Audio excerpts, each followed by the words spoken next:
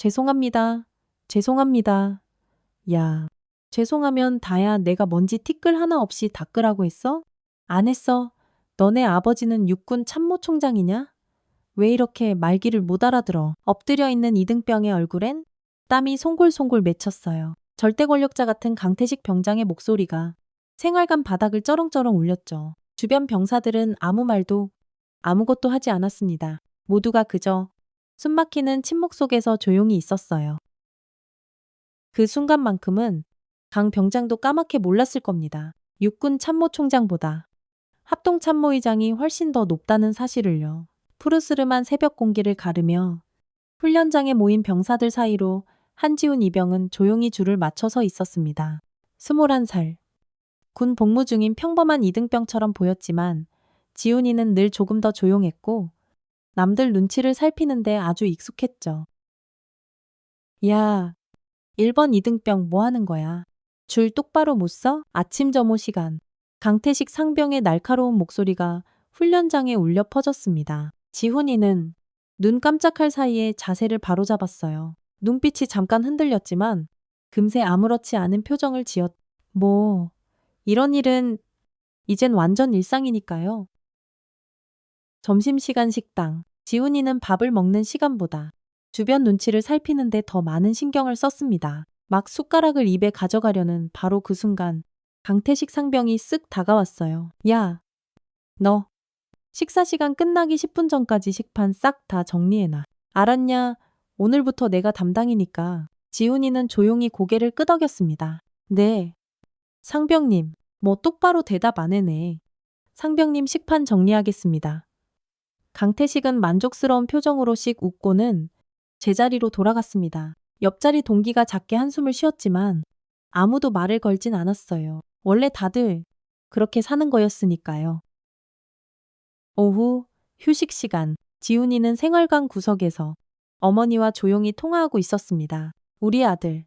군대 생활은 좀 어때? 힘들진 않고 지훈이는 잠시 망설였어요. 창밖으로 보이는 삭막한 병영 풍경이 눈에 들어왔. 그는 애써 밝게 대답했습니다. 응.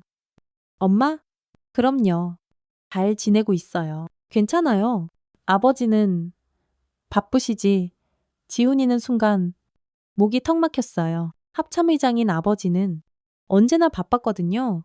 그리고 그 사실을 부대에선 아무도 모르게 했습니다. 그냥 평범한 이등병으로 조용히 지내고 싶었으니까요. 네, 많이 바쁘실 거예요.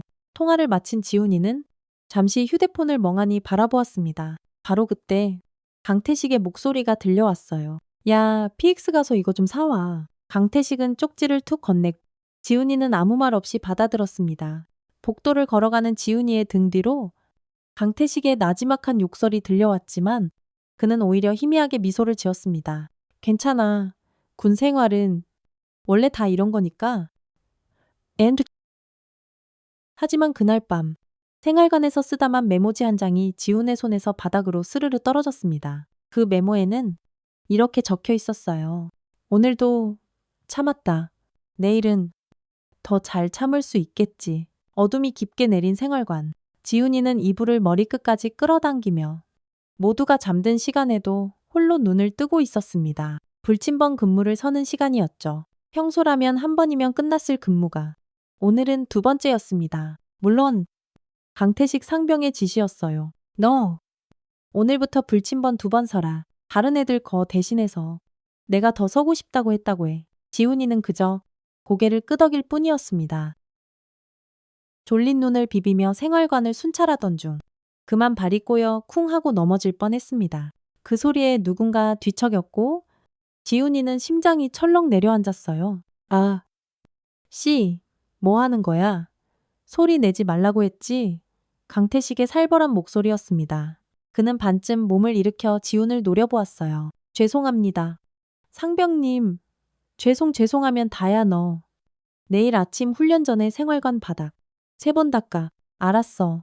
지훈이는 입술을 지그시 깨물었습니다. 네, 알겠습니다. 다음 날 아침 지훈이는 해가 뜨기도 전에 일어나 바닥을 닦기 시작했습니다. 손가락이 차가운 물에 얼어붙는 듯 했지만 그는 묵묵히 걸레질을 계속했어요. 생활관 안에서 다른 병사들이 하나둘 일어나기 시작했습니다. 하지만 지훈의 모습을 보고도 누구 하나 말을 걸거나 도와주는 사람은 없었어요. 그저 자신의 일을 챙기기에 바빴죠. 그때 중대장 박진수 대위가 아침 점검을 위해 생활관에 들어섰습니다. 그의 눈에 바닥을 닦고 있는 지훈의 모습이 들어왔어요. 이등병. 뭐 하는 건가? 지훈이 대답하기도 전에 강태식이 재빨리 끼어들었습니다. 생활관 청소하고 있습니다. 중대장님 자발적으로 나서서 하겠다고 했습니다. 박 대위는 고개를 끄덕였습니다. 그래, 아주 열심히 하는군. 좋아.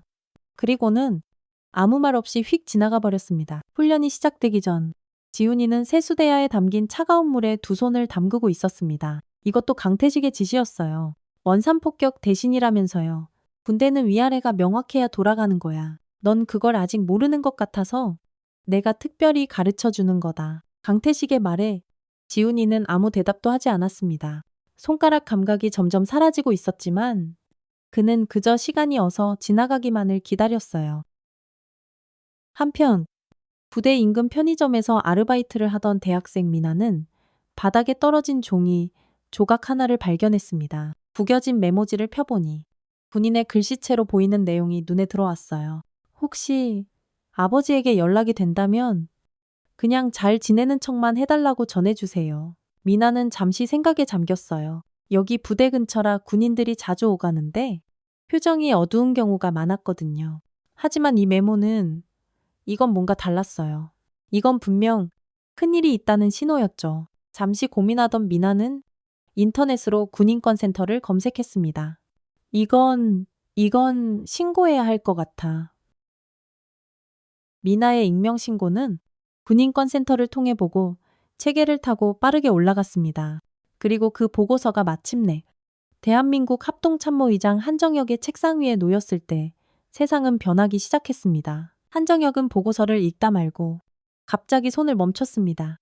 익명의 제보, 거기 적힌 병사의 이름과 소속, 그리고 그 병사가 바로 자신의 아들 한지훈이라는 사실에 온몸에 소름이 돋는 충격을 받았죠. 그의 굳은 표정 위로 근육 하나가 격렬하게 꿈틀거렸어요. 창밖을 바라보는 한정혁의 눈에는 복잡하고 서늘한 감정이 스쳐 지나갔습니다. 합참의장 한정혁은 자신의 집무실에서 한동안 창밖을 바라보았습니다. 그의 손에는 아직도 그 보고서가 들려 있었. 표정은 무감정했지만 그의 내면은 거대한 폭풍우가 휘몰아치고 있었습니다. 30년 군 생활 동안 수많은 위기와 갈등을 처리해왔지만 이번만큼은 차원이 달랐습니다. 이건 그의 하나뿐인 아들 지훈이에 관한 일이었으니까요. 부관. 그의 나지막한 목소리에 부관이 즉시 들어왔습니다. 네. 의장님. 내일부터 모든 일정을 비워라. 아주 개인적인 용무가 생겼. 부관은 잠시 놀란 표정을 지었지만 이내 힘찬 경례로 답했습니다. 한정혁은 천천히 일어나 몸에 딱 맞던 제복을 벗기 시작했습니다. 그리고 옷장에서 가장 단정한 검은색 정장을 꺼내 입었죠. 그는 군복이 아닌 양복을 입은 채 사무실을 나섰습니다. 차를 준비해 개인 차량으로. 그날 오후 지훈이가 복무 중인 부대 앞에 검은색 세단 한 대가 스르르 멈춰섰습니다. 차에서 내린 한정혁은 담담한 표정으로 정문을 향해 걸어갔습니다. 정문 근무병은 민간인 차림의 그를 보고 경계하며 앞을 막아섰습니다. 신분증 제시 부탁드립니다. 민간인은 출입이 불가합니다. 한정혁은 단호하게 대답했습니다. 안내만 부탁한다. 근무병이 난처한 표정을 짓고 있을 때 마침 지나가던 당직 간부가 상황을 알아차렸습니다. 간부는 한정혁에게 다가와 정중히 물었. 무슨 일로 오셨습니까? 한정혁은 잠시 침묵하다가 말했습니다. 병영 생활관을 좀 둘러보고 싶습니다. 민간인 출입은 제한되어 있습니다만 혹시 특별한 사유가 있으신지요?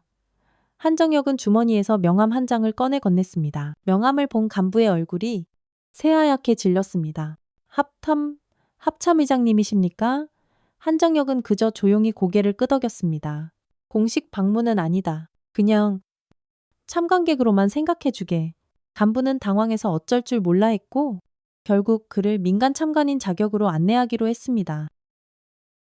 그들은 말없이 생활관으로 향했습니다. 한정혁의 걸음은 무거웠지만 한치의 흔들림도 없었어요. 그의 마음속에는 단 하나의 생각만이 맴돌고 있었습니다. 내가 군을 만든 건 아니다. 하지만 이 군대가 만든 상처는 내 손으로 끝내야 한다.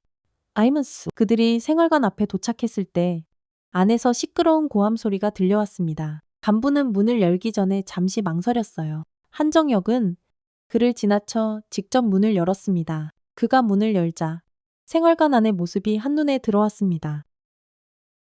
생활관 한가운데에서 강태식 상병이 지훈이에게 엎드려 뻗쳐를 시키고 있었습니다. 지훈의 이마에서는 땀이 비오듯 흘러내리고 있었죠. 팔 안 뻗어야.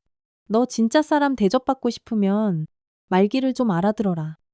구석에서는 다른 이등병 하나가 세수대야에 손을 담근 체벌을 받고 있었습니다. 다른 병사들은 애써 못 본 척 TV만 보고 있었고 한 일병은 조용히 블루투스 스피커를 껐습니다. 한정혁은 천천히 단 한 걸음씩 강태식에게로 다가갔습니다. 그의 발소리는 조용했지만 그 존재감만으로 생활관 전체 공기가 얼어붙는 듯 했습니다. 그 손, 지금 당장 내리게. 한정혁의 차갑고 단호한 목소리가 생활관에 울려 퍼졌습니다. 강태식은 피식 웃음을 터뜨렸어요. 뒤도 돌아보지 않은 채 말했죠.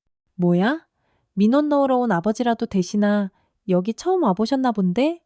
생활관 들어올 땐 노크 좀 하시죠. 아저씨, 그제야 강태식이 뒤를 돌아봤고 정장을 입은 한정혁과 눈이 딱 마주쳤습니다. 그의 눈빛에서 뭔가 이상함을 직감했지만 그는 끝까지 비웃는 태도를 버리지 않았어요. 아저씨, 아드님이 꼰질렀어요. 에이, 뭐 반성하고 있습니다. 됐죠. 한정혁은 침착하게 주머니에서 무언가를 꺼냈습니다. 그것은 그의 계급증이었습니다. 그는 그것을 조용히 강태식의 눈앞에 들어 올렸습니다. 대한민국 합동참모의장 한정혁입니다. 순간 생활관의 공기가 그대로 얼어붙었습니다. 강태식의 얼굴에서 핏기가 싹 가셨고 그는 뒷걸음질 치며 겨우 말을 이었습니다. 뭐요. 생활관 안의 모든 병사들이 충격에 빠졌습니다. 한 병사가 허둥지둥 일어나다 군장을 떨어뜨리며 경례를 외쳤습니다. 필승. 지훈이는 바닥에 엎드린 채 고개를 들지 못했습니다. 그의 손이 미세하게 떨리고 있었어요. 아버지와 자신이 이런 끔찍한 상황에서 만나게 될 줄은 단 한 번도 상상해 본 적이 없었거든요. 한정혁은 아들을 잠시 바라보았지만 아무 말도 건네지는 않았습니다. 대신 그는 생활관 전체를 천천히 둘러보았습니다. 그의 눈에는 차가운 분노가 담겨 있었지만 목소리는 지극히 평온했습니다. 지금부터 이 생활관은 합참 직속 감찰 대상이다. 한정역의 방문 소식은 번개처럼 부대 전체로 퍼져나갔습니다. 불과 몇 분 만에 중대장 박진수 대위가 숨을 헐떡이며 생활관 문을 열고 들어왔습니다. 그는 상황을 파악하자마자 얼굴이 창백해졌고 그 자리에 풀썩 주저앉을 뻔했습니다. 죄송합니다. 총장님 사전에 알았더라면. 한정혁은 중대장을 무시한 채 전화를 꺼내 들었습니다. 그는 몇 마디 짧은 지시만 내렸을 뿐이었지만 그 결과는 즉각적이었습니다. 불과 30분 만에 국방부 인권조사관, 군범죄수사단, 심리상담 장교를 포함한 합참 직속 태스크포스가 부대로 진입했습니다. 태스크포스의 책임자가 한정혁에게 다가와 경례를 했습니다. 총장님, 지시대로 조사팀이 도착했습니다. 한정혁은 고개를 끄덕였습니다. 즉시 조사를 시작하라. 이 생활관의 모든 병사와 간부를 대상으로 1대1 개별 면담을 실시한다. 강태식은 이제 공포에 질린 채 벽에 기대어 서 있었습니다. 그의 입에서는 변명의 말들이 횡설수설 쏟아져 나왔습니다. 저는 그냥 군기를 좀 잡으려고 한 것뿐입니다. 제가 뭘 그렇게 잘못했다고. 원래 군대는 다들 이런 거 견디면서 하는 거 아닙니까? 한정혁은 조용히 강태식을 바라보았습니다. 그 서늘한 눈빛만으로도 강태식은 더 이상 말을 잇지 못했습니다. 상병 강태식, 지금 이 순간부터 너는 직위의 제후 수사 대상이 된다. 군 범죄수사단 장교 2명이 다가와 그의 양팔을 붙잡고 밖으로 데리고 나갔습니다. 그의 얼굴은 이제 완전히 사색이 되어 있었죠. 생활관의 다른 병사들은 두려움에 벌벌 떨고 있었습니다. 그들 중 일부는 지훈을 도울 수 있었음에도 그러지 않았다는 죄책감에 시달리는 듯했고 다른 일부는 자신들도 처벌받을까 두려워하는 눈치였습니다. 한정혁은 마침내 아들 지훈에게로 다가갔습니다. 그는 엎드려 있는 아들의 옆에 천천히 무릎을 꿇고 앉았습니다. 일어나라. 간결한 한마디였지만 그 안에는 모든 아버지의 마음이 담겨 있었습니다. 지우는 천천히 고개를 들었습니다. 아버지와 아들의 눈이 허공에서 마주쳤습니다. 그들은 한동안 말없이 서로를 바라보았습니다. 지훈의 눈에는 혼란과 부끄러움, 그리고 깊은 안도감이 뒤섞여 있었어요. 한정혁은 지훈의 어깨에 손을 얹었습니다. 그의 손은 놀랍도록 따뜻했습니다. 지훈은 정장 차림의 아버지를 보며 나지막이 물었습니다.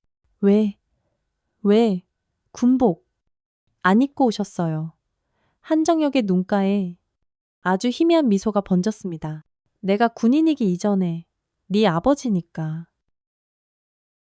태스크포스의 조사는 쉴 새 없이 진행되었습니다. 한밤중에도 부대는 서늘한 긴장감으로 가득 찼고 상급 부대에서 파견된 조사관들은 모든 증거를 샅샅이 수집하고 있었죠. 한정혁은 부대 지휘관실에서 상황을 지켜보고 있었습니다. 그의 앞에 놓인 임시 보고서에는 지훈뿐만 아니라 다른 병사들도 비슷한 가혹행위를 당해왔다는 내용이 빼곡히 담겨 있었습니다. 의장님?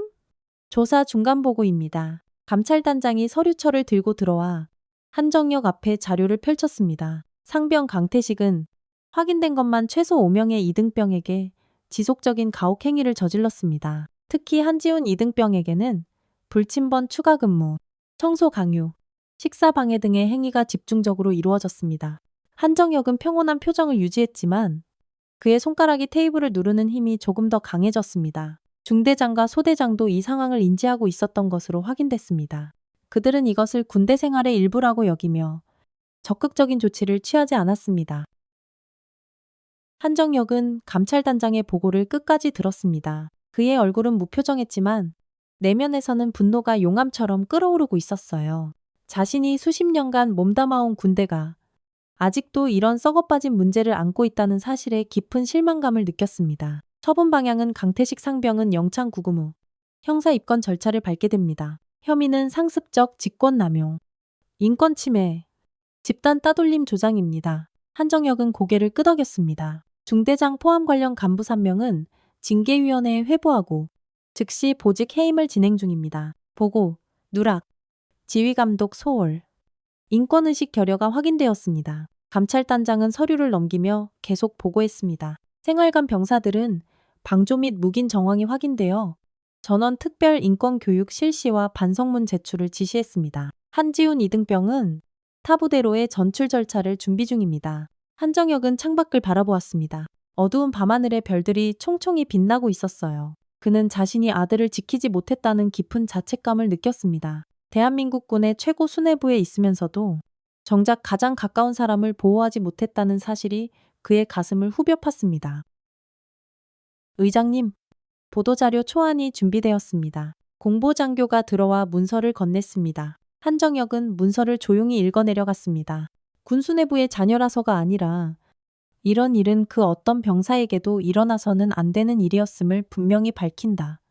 이 문장을 읽으며 한정혁은 오랫동안 생각에 잠겼습니다. 맞아요. 지훈이가 내 아들이 아니었더라도 이런 야만적인 행위는 절대 용납될 수 없는 것이었습니다. 수많은 젊은이들이 묵묵히 견디며 나라를 지키고 있는 이 순간에도 어딘가에서는 비슷한 일들이 일어나고 있을지 모릅니다. 한편 의무대에서는 지훈이가 조용히 침대에 누워 있었습니다. 그는 하얀 천장을 바라보며 생각에 잠겨 있었죠. 아버지가 정장 차림으로 나타났을 때의 충격은 아직도 가시지 않았습니다.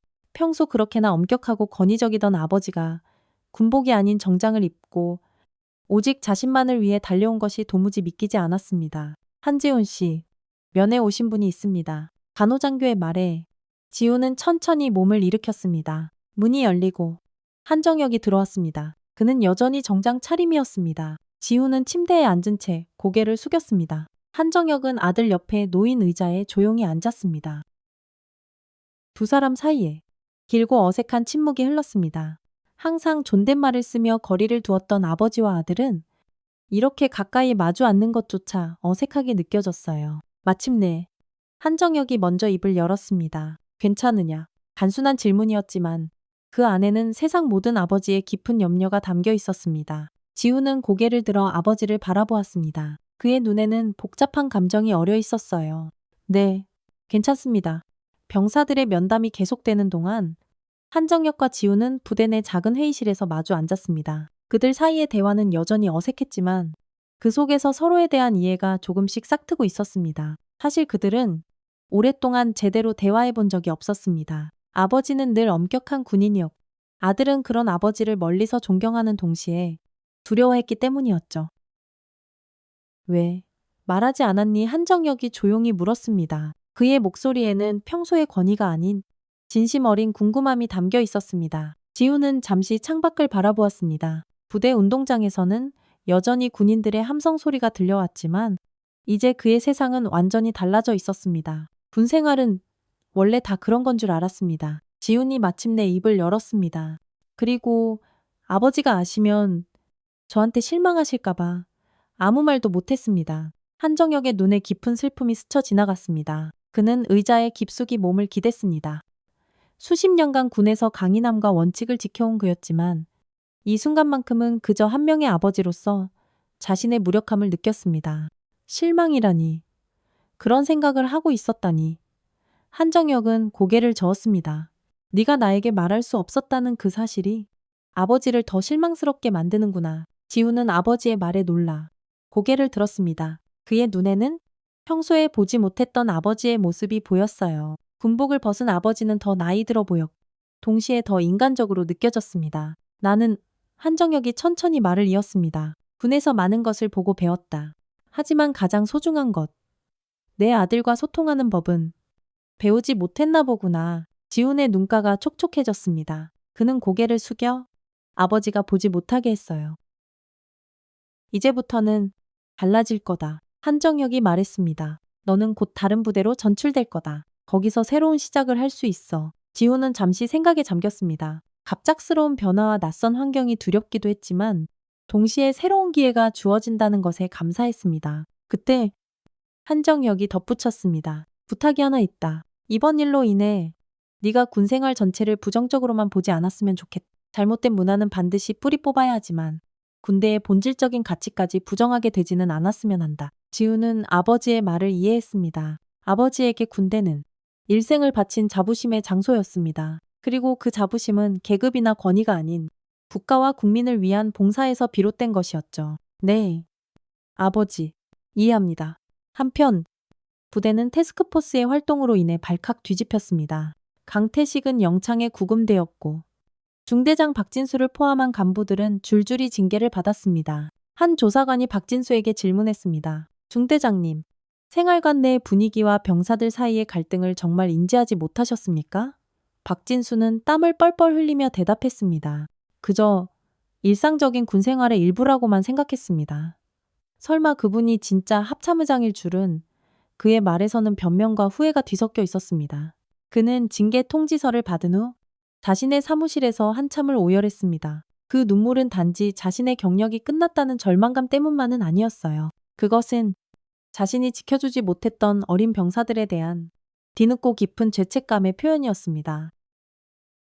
다음 날 아침, 지우는 새로운 부대로 향하는 차 안에 앉아 있었습니다. 창밖으로 스쳐 지나가는 풍경을 보며 그는 지난 시간들을 돌아보았습니다. 그의 마음속에서 얼어붙었던 감정들이 조금씩 녹아내리며 작은 희망의 불씨가 피어오르고 있었죠. 차량이 새 부대에 도착했을 때 지우는 깊게 숨을 들이마셨습니다. 새로운 시작이다. 그는 자신을 맞이하러 나온 소대장에게 힘차게 경례를 했습니다. 이병 한지훈 전속 명령 받고 왔습니다. 소대장은 환하게 웃으며 지훈의 경례를 받았습니다. 환영합니다. 한이병, 자네의 상황에 대해 간략히 들었네? 여기서는 편안하게 복무할 수 있도록 우리 모두가 최선을 다해 돕겠네. 지우는 새 생활관으로 안내되었습니다. 그곳에서 그를 맞이한 병사들은 호기심 어린 눈으로 바라보았지만 이전 부대와는 달리 따뜻하고 부드러운 분위기가 느껴졌습니다. 안녕하세요. 저는 일병 최준호입니다. 옆자리 쓰게 될 거예요. 지훈의 옆 침대를 쓰는 병사가 다가와 먼저 손을 내밀었습니다. 지훈은 조금 어색하게 하지만 진심을 담아 그 손을 맞잡았습니다. 한편 합참에서는 한정혁이 대책회의를 주재하고 있었습니다. 그의 앞에는 각군 참모총장들과 고위 장교들이 무겁게 앉아 있었죠. 이번 사건을 계기로 전군 병역 문화 혁신을 위한 특별 대책을 마련하겠습니다. 한정혁의 목소리는 단호했습니다. 부대 내 인권 침해 사례를 더 적극적으로 찾아내고 신고 체계를 강화할 것입니다. 또한 병사들이 상급자의 부당한 명령에 실질적으로 저항할 수 있는 방안을 마련하겠습니다. 회의실 안에 고위 장교들은 그의 말에 진지하게 경청했습니다. 그들 중 일부는 불편한 기색을 감추지 못했어요. 수십 년간 이어져 온 군 문화를 바꾸는 것은 결코 쉬운 일이 아니었기 때문입니다. 더 이상 군대니까 원래 그렇다는 말로 인권 침해를 정당화하는 일은 없을 겁니다. 한정역은 계속해서 말했습니다. 군대는 국민의 신뢰 속에서만 존재 가치가 있습니다. 우리의 아들, 딸들이 자랑스럽게 복무할 수 있는 환경을 만드는 것이 바로 우리 모두의 책임입니다. 회의가 끝난 후 한정혁은 자신의 집무실로 돌아왔습니다. 그는 창밖을 바라보며 깊은 생각에 잠겼어요. 그의 책상 위에는 지훈의 사진이 놓여 있었습니다. 입대하기 전 가족과 함께 환하게 웃고 있는 사진이었죠. 내가 군을 만든 건 아니다. 하지만 군이 만든 상처는 내 손으로 끝낸다. 그는 작은 목소리로 읊조렸습니다. 그것은 단순한 다짐이 아니라 한 아버지의 굳은 서약이었습니다. 지훈이는 새 부대에서의 첫날을 보내고 있었습니다. 그는 여전히 조용했지만 스스로에게 작은 약속을 했어요. 하루에 한 번이라도 먼저 말을 걸어보자. 그것은 아주 작은 변화였지만 그에게는 정말 큰 도전이었습니다. 저녁 식사 시간. 지훈은 용기를 내어 옆에 앉은 최준호 일병에게 말을 걸었습니다. 오늘 저녁 맛있네요. 단순한 한마디였지만 그에게는 정말 큰 한걸음이었습니다. 최 일병은 활짝 웃으며 대답했습니다. 맞아요. 이 부대 치사병들 실력이 꽤 좋거든요. 내일은 돼지갈비가 나온대요. 그렇게 자연스러운 대화가 이어졌고 지훈은 정말 오랜만에 긴장을 풀고 편안하게 웃을 수 있었습니다. 며칠이 지난 후 한 동기 병사가 지훈에게 작은 쪽지 하나를 건넸습니다. 형은 말 한마디 없어도 뭔가 든든해요. 그건 아무나 못 가지는 거예요. 지훈은 그 메모를 자신도 모르게 희미한 미소를 지었습니다. 그의 마음속에서 단단하게 얼어붙었던 감정들이 서서히 녹아내리고 있었습니다. 그는 더 이상 자신을 숨기려 하지 않았고 조금씩 진짜 자신의 모습을 드러내기 시작했어요. 한 달이 지난 후 군 전반에 걸쳐 의미 있는 변화의 조짐이 감지되기 시작했습니다. 국방부는 병역 문화 개선을 위한 특별 대책을 발표했고 모든 부대의 인권 담당관을 의무적으로 배치하는 정책을 시행했죠. 과거에는 군대 문화라는 이름으로 묵인되던 많은 악습들이 하나씩 재평가되기 시작했습니다. 지훈은 새 부대에서 점차 완벽하게 적응해 나가고 있었습니다. 그는 여전히 말수가 적었지만 이제 그것은 두려움이나 위축 때문이 아니라 그의 본래 성격이라는 것을 모두가 알게 되었죠. 그리고 동료들은 그런 그의 모습을 존중해 주었습니다. 지훈은 자신의 업무에 성실했고 조용하지만 든든한 존재감으로 부대원들 사이에서 깊은 신뢰를 쌓아갔습니다. 주말, 지훈은 휴가를 받아 집으로 향했습니다. 오랜만에 민간인 옷을 입고 버스에 오른 그의 마음은 한결 가벼웠습니다. 집에 도착했을 때 현관문 앞에서 아버지 한정혁이 그를 기다리고 있었습니다. 평소라면 절대 집에 없을 시간에 아버지가 자신을 기다리고 있다는 사실이 지훈을 놀라게 했습니다. 아버지, 한정혁은 환하게 웃으며 아들을 맞이했습니다. 그의 표정은 이전보다 훨씬 부드러워져 있었어요. 그는 더 이상 군복을 입은 엄격한 장군이 아니라 그저 아들을 기다리는 평범한 아버지였습니다. 왔구나. 피곤하지 않니? 아니요. 괜찮습니다. 식사 중 한정혁은 지훈에게 물었습니다. 새 부대는 어떠냐? 지훈은 천천히 대답했습니다. 좋습니다. 다들 친절하고 부대 분위기도 정말 좋아요. 한정혁은 고개를 끄덕였습니다. 그는 아들에게 더 많은 것을 물어보고 싶었지만 강요하지 않기로 했어요. 대신 그는 자신의 이야기를 조금 나누었습니다. 요즘 나는 병역 문화 개선을 위한 태스크포스를 직접 이끌고 있단다. 정말 많은 변화가 필요하다는 것을 매일 느끼고 있어. 지훈은 아버지를 바라보았습니다. 아버지의 목소리에서 깊은 진정성이 느껴졌습니다. 식사가 끝난 후 지훈과 한정혁은 집 근처 공원을 나란히 산책했습니다. 예전에는 상상도 할 수 없던 일이었죠. 그들 사이에 있던 보이지 않는 벽이 조금씩 허물어지고 있었습니다. 지훈아, 한정혁이 갑자기 걸음을 멈추고 말했습니다. 내가 너에게 정말 미안하다고 말하고 싶구나. 지훈은 놀란 표정으로 아버지를 바라보았습니다. 나는 늘 원칙과 규율을 강조했지만 정작 가장 중요한 것을 놓치고 있었던 것 같아. 너와의 관계. 그리고 네가 겪는 어려움에 귀를 기울이는 것 말이다. 지우는 아버지의 진심 어린 사과에 깊은 감동을 느꼈습니다. 그는 천천히 말했습니다. 아버지, 저도 드릴 말씀이 있어요. 한정혁은 조용히 아들을 바라보며 기다렸습니다.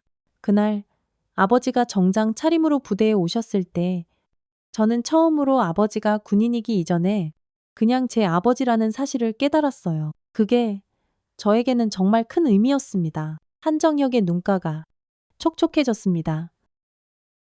그는 아들의 어깨를 가볍게 쥐었습니다. 말없는 위로였지만 그 안에는 깊은 사랑과 이해가 담겨 있었습니다. 그들이 집으로 돌아오는 길, 한정혁은 지훈에게 물었습니다. 앞으로의 군 생활, 어떨 것 같니?